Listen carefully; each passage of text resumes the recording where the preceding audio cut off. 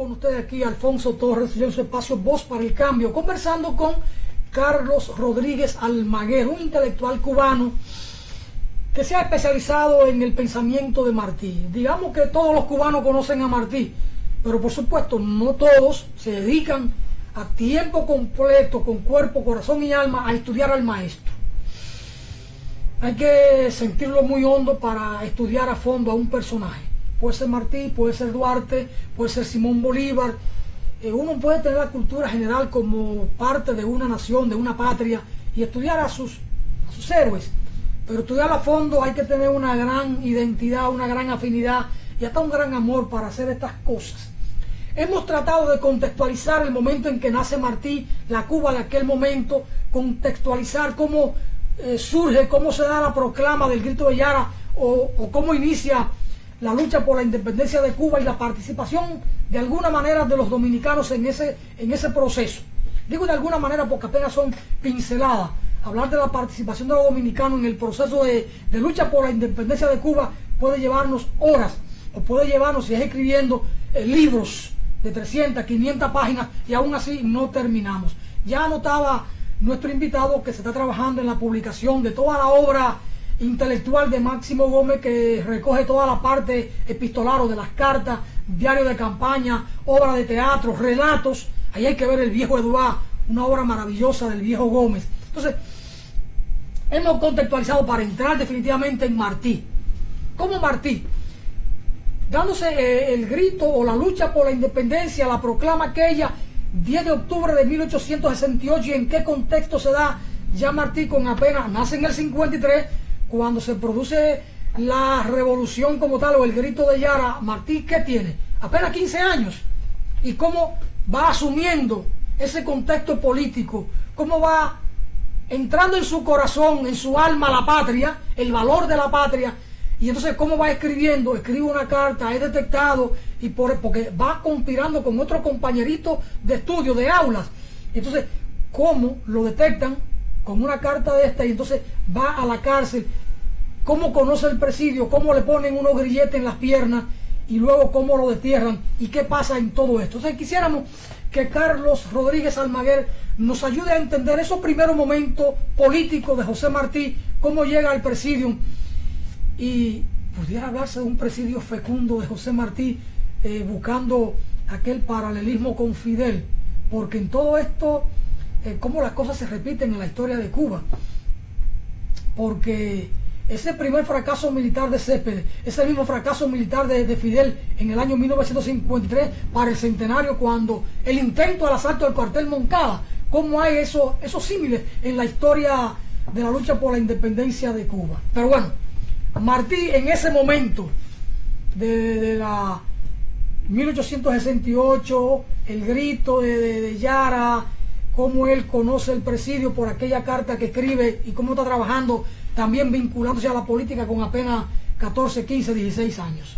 Correcto. Bueno, yo hablaba aquí del vínculo estrechísimo que existía entre Martí y su maestro Rafael María de Mendive, un patriota formado en las aulas de esa pedagogía patriótica que había venido desarrollándose, como ya expliqué, y que se refleja en el aula. Por ejemplo, para ponerte un dato, con apenas 9 años, Martí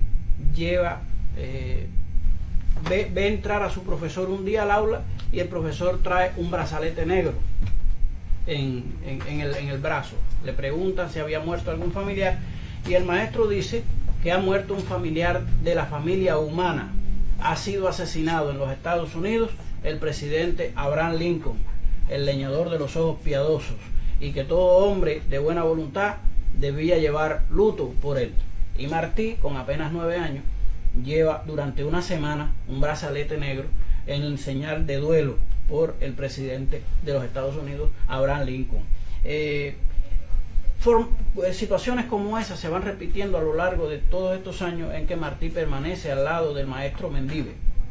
Dado el grito de independencia el 10 de octubre del 68, esos ecos llegan, por supuesto, a la capital del país y al colegio de Mendive, el colegio San Pablo. al que Mendive le había puesto este nombre porque el colegio de José de la Luz y Caballero, su maestro, se había llamado El Salvador, haciendo alusión a Cristo.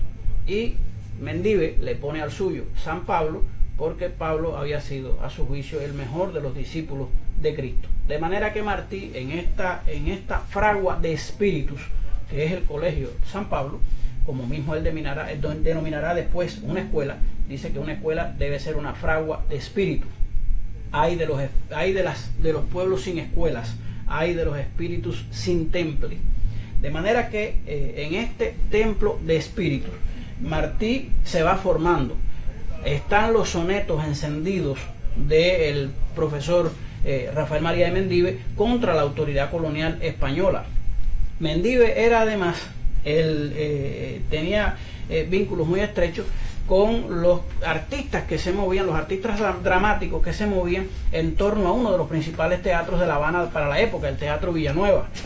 Y precisamente en ese Teatro Villanueva es donde se dan los sucesos de enero del año 71, donde se lleva a las tablas una obra que se llama El Perro Huevero, donde hay un momento en el drama, en una de las escenas, en la que uno de los actores empieza a hablar de la fecundidad de la tierra cubana, de la fuerza de sus hombres y de sus mujeres, y grita: viva la tierra que produce la caña. Ya estaba el pueblo de Cuba alzado en armas, el oriente de Cuba ardía en la guerra, se había proclamado la república en Guaymaro el 10 de abril de 1869, se había electo el presidente Carlos Manuel de Céspedes, y la respuesta de los cubanos en cada combate era viva Cuba libre. De manera que ante el grito de estos actores dramáticos en el Teatro Villanueva de La Habana de viva la tierra que produce la caña, el público generalmente respondía viva Cuba libre.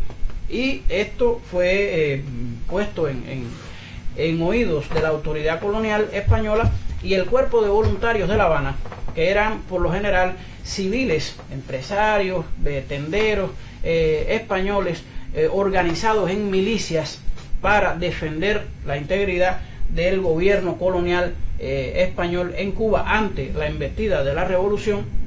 Estas tropas de voluntarios eran más feroces que los mismos militares y que la misma policía, porque eran fanáticos. Y estos hombres son los que se atrincheran en la salida del Teatro Villanueva y causan una masacre que es descrita por Martí en uno de sus versos libres en 1891. De manera que el Martí va viviendo todo este proceso tratando de suavizar la situación de Cuba en revolución. Después del 10 de octubre, el capitán general de Cuba, Domingo Dulce, proclama una libertad de imprenta, y en esa libertad de imprenta Martí hace público su primer escrito en el periódico de su amigo de escuela, como había referido Alfonso, Fermín Valdés Domínguez. Fermín Valdés Domínguez ha publicado un periodiquito, y en ese periodiquito Martí publica primero un gran editorial que deslinda ya lo que será su vida. El editorial se llama Ollara o Madrid, es decir, si se era cubano se debía estar con una de las dos cosas: o usted es cubano si está con Yara, o es español si está con Madrid. Para esta época, esta división entre españoles y criollos y cubanos criollos se va acendrando a tal punto que a las aulas de las escuelas llega en la manera en que pueden llegar las grandes cosas políticas donde están los niños. Empiezan a llamarse por apodos, por nombretes, de manera de mofa, los españoles, los hijos de españoles, los niños hijos de españoles empiezan a llamarle a los niños hijos de criollos cubanos, empiezan a llamarle vigiritas. Es un pajarito del monte cubano muy común, y empiezan a llamarle vigiritas. Los cubanos, en respuesta, empiezan a llamarle a los hijos de españoles gorriones, y se dividen las aulas de estas escuelas en vigiritas y gorriones. Martí, siendo hijo de españoles, ya dijimos aquí que era un español de Valencia y una madre de Santa Cruz de Tenerife, Martí milita sin embargo en el bando de los vigiritas y no de los gorriones, porque sus sentimientos patrióticos están cerca de Cuba como su patria y no de España como patria. Sin embargo, admiraba a España como cultura y lo admiró siempre. En ese periódico Martí publica ese artículo y publica también ya en enero del año 71 publica el periódico La Patria, La Patria Libre. El periódico de Martí, La Patria, trae como su principal escrito, ya en lo imperecedero, el poema épico dramático Abdala. Para Martí, este poema es algo así como una profecía de lo que será su vida. La historia de este poema Abdala narra la vida de un héroe ubicado en una patria hipotética, Nubia, en la que este héroe, este prócer, es convocado por sus hombres a defender la patria frente a la actitud de los invasores que vienen a dominar y a esclavizar a su patria. Y es la lucha entre el deber que siente el patriota de ponerse al frente de sus hombres para combatir al invasor y el deber de hijo para responder a los llamados constantes de su madre de que no se involucre en esos temas, porque al final él terminará muerto y nadie le agradecerá, la patria nunca le agradecerá los esfuerzos que hizo por ella. Sin embargo, ella es su madre, nadie lo va a querer como ella, y finalmente este héroe Abdala, que es el alter ego de José Martí, va a obedecer al mandato de la patria y se va con sus hombres a defender al agresor. Y la última escena de este drama termina con Abdala gravemente herido, muriendo en manos de su madre, después de haberle dicho, en defensa de su vocación, que el amor madre a la patria no es el amor ridículo a la tierra, ni a la hierba que pisan nuestras plantas, es el odio invencible a quien la ataca, es el rencor, el odio invencible a quien la oprime, es el rencor eterno a quien la ataca. Abdala es una profecía de lo que después será la vida de José Martí hasta el último minuto. De hecho, hay cartas tremendas de la madre de José Martí en la época en que Martí está en Nueva York organizando el Partido Revolucionario Cubano, en la que le dice: solo le pido a Dios que no te castigue dándole un hijo tan ingrato como lo eres tú. Porque Martí, siendo un abogado notable, un orador notable, un escritor brillante, respetado en América y un gran profesor, no dedicaba esos talentos a obtener beneficios pecuniarios que pudieran mantener a su familia en un nivel económico holgado, sino que toda su fuerza la había dedicado a la independencia de Cuba y a la reivindicación de América. En ese sentido, la vida de Martí es exactamente como él la describió en su poema Abdala, publicado en enero de 1871, precisamente la misma noche de los sucesos del Teatro Villanueva. Martí no está en el Teatro Villanueva y en esa masacre porque estaba imprimiendo el periódico La Patria Libre. Recordemos también que el último periódico que crea Martí, como el gran periodista que fue, se llamó Patria. Es un hilo conductor que lo lleva de la mano durante toda su vida. De manera que Martí ya está identificado con la patria, ha escrito en 1869 su primer poema publicado, uno de los primeros poemas publicados, que circuló en hojita en un periódico clandestino que hacían los mismos estudiantes del colegio, y ese soneto se llamaba Al 10 de octubre. Era una loa al alzamiento en armas de los patriotas cubanos en el oriente de Cuba, comandado por Céspedes. Hablando de su maestro, al morir el maestro ya en el periodo entre guerras, Martí dirá que todavía lo recuerda cuando de codos en el piano seguía en un mapa de Cuba la marcha de Carlos Manuel de Céspedes de los patriotas por el oriente de Cuba. De manera que Martí ya está identificado con la patria, ya está identificado con la revolución independentista, y la situación se provoca porque uno de los discípulos, de los condiscípulos de Martí, el estudiante Carlos de Castro y de Castro, viene y se alista en el ejército, precisamente en el ejército español, en el cuerpo de voluntarios. Y Martí le manda una carta a Carlos de Castro, una breve carta, donde le dice que es inconcebible que un discípulo del maestro Mendive haya hecho lo que él hizo, y le hace una pregunta: ¿sabes tú cómo se castigaba en la antigüedad la apostasía? Espero que un discípulo del maestro Mendive no deje sin contestación esta carta. Bueno, ha sucedido las situaciones que se han creado, ya he explicado aquí la vehemencia y el fanatismo con que los cuerpos de voluntarios de La Habana arremetían contra todo lo que identificaran como criollo o como proclive a defender la independencia. Y en una de las tardes en que está un grupo de jóvenes, Fermín Valdés Domínguez, su hermano y otros más, en el balcón de la casa de Fermín Valdés Domínguez, coqueteando, si se quiere, con unas vecinitas que estaban en el balcón de la segunda, de una casa enfrente, pues empiezan a hacerse chistes y a reírse, pero en el momento va pasando un batallón de voluntarios por la calle y luego estos voluntarios asumen que las risas de los jóvenes, de estos adolescentes, eran burlas hacia ellos.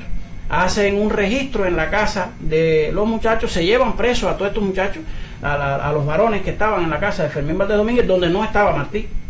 Precisamente esa tarde se lo llevan preso para la cárcel de La Habana y hacen una requisa completa en la casa. Encuentran entre los papeles que descubren allí una carta dirigida a Carlos de Castro, este estudiante, firmada por Martí y por Valdés Domínguez. Tenían la caligrafía casi idéntica los dos, de manera que Martí es ido a buscar y llevado preso junto con sus compañeros. Se hace el juicio y la vehemencia con que ambos adolescentes defienden la autoría sobre esa carta, conscientes los dos de que les venía la pena máxima por el hecho de haber escrito aquella carta. De hecho, el fiscal pide la pena de muerte para Martí y el juez finalmente decide que Martí es el autor por la vehemencia con que Martí defiende el derecho de los cubanos a ser libres, no solamente su autoría sobre la carta. Da un grupo de argumentos sobre por qué él considera que Cuba debe ser libre de España y es sancionado a 6 años de arresto mayor y de trabajo forzado en las canteras de San Lázaro.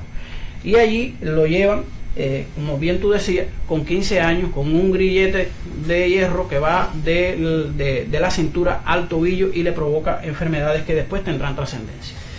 Bueno, gracias Carlos Rodríguez Almaguer por esta primera comparecencia para nosotros ver, conocer, comprender las dimensiones históricas de José Martí como hombre, como poeta, como patriota, como humanista, como estratega desde la adolescencia, entregado no solo a la causa de su patria. Por eso lo decía Américo Lugo: en las refriegas de Dos Ríos cae un patriota no solo de Cuba, de toda América Latina. Y Martí lo decía: patria es humanidad.